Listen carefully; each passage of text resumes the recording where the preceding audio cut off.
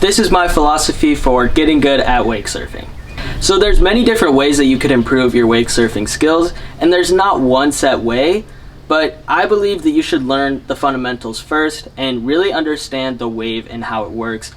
You want to make sure that you have a really good understanding of the direction of the wave, how it works, and how everything works together. There are 4 key things that I'm going to share with you today, so follow along because they all build on one another. The first key thing is starting with the fundamentals. A lot of people will want to jump into wake surfing and just go straight for the 360, but there's so much more to wake surfing than a 360, and a lot to that trick as well. So there are other tricks that are going to help you to learn that 360 or air, whatever it is. If you think about running, you didn't run first before you walked. You have to walk and then you could run. So kind of same thing. If you want to learn the 360, start with the easier tricks that are going to teach you the wave. So ollie in the flats, floaters, chop hops, lip slides, those all build on one another and help you to really learn the wave, so that when you get to the point of being able to really start trying a 360, your chances of landing them are going to be much higher. So don't rush into learning cool tricks, and really focus on learning those easier tricks that are going to help you to learn the wave. The second key thing is progressive overload. So the first week, say you wanted to learn a 360 in a month, you wouldn't start doing the 360 right away. You would start with a lip slide, which is going to help you to learn how to release the fins. So the end goal is a 360. You got to break that down into different steps. So first step would be learning the direction of the wave and how that works.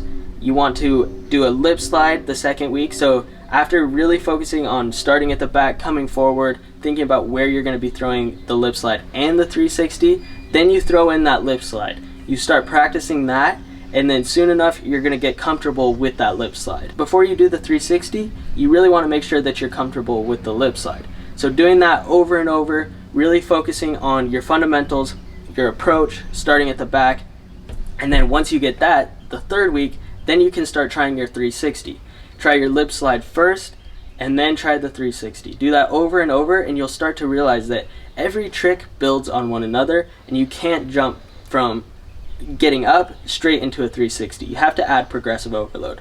So in the case of doing a big air, you would start with an ollie in the flats, learn how to pop, and then a floater to learn the top, and then you could move on to the air.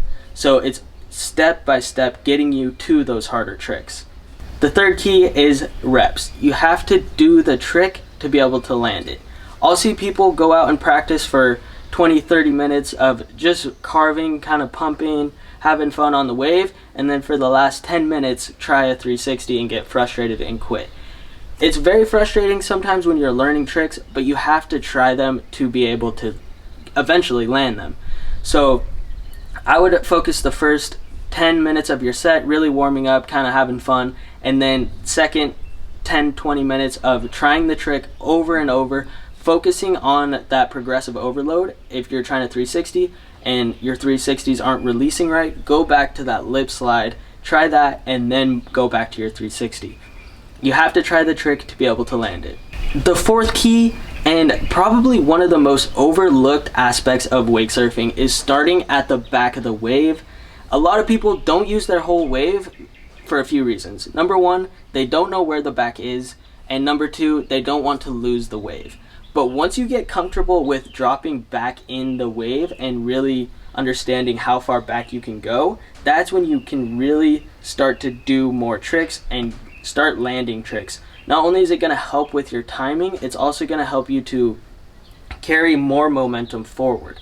So always start your tricks at the very back of the wave. That's probably the most important thing and the most overlooked part, because people aren't comfortable with dropping back there. A quick tip with dropping back to the very back of the wave is, if you're a regular, use your right hand, put it in the wave. If you're goofy, opposite, left hand in the wave, and drop back. Use that hand to know where the wave is at behind you, and stay really tight to the wave width-wise. So as you're dropping back, you want to stay really close. At the back, the push is going to be even less than at the front, so be ready to come forward. Weight on your toes, keep that front shoulder and front hip aligned with that direction. And then once you feel the wave hitting your right knee if you're regular, or left knee if you're goofy, that's how you know you're at the back. As you start to learn this, just come forward and then reset. You want to really focus on getting to the back of the wave. As you start to get comfortable back there, use that push, try some tricks like ollie in the flats, 360, whatever trick it is. Just really focus on every trick that you ever do starting at the back of the wave. I know you want to improve your wake surfing, so what I've done is I've created a free multi-step guide to achieving constant progression in wake surfing. If that's something that you're interested in, you can go to the link in my description and get that for totally free. And yeah, it's gonna help you to break down the key fundamentals of wake surfing and really learning how to wake surf. If you enjoyed this video, make sure that you subscribe for more wake surfing tutorials and content, and thank you so much for the support.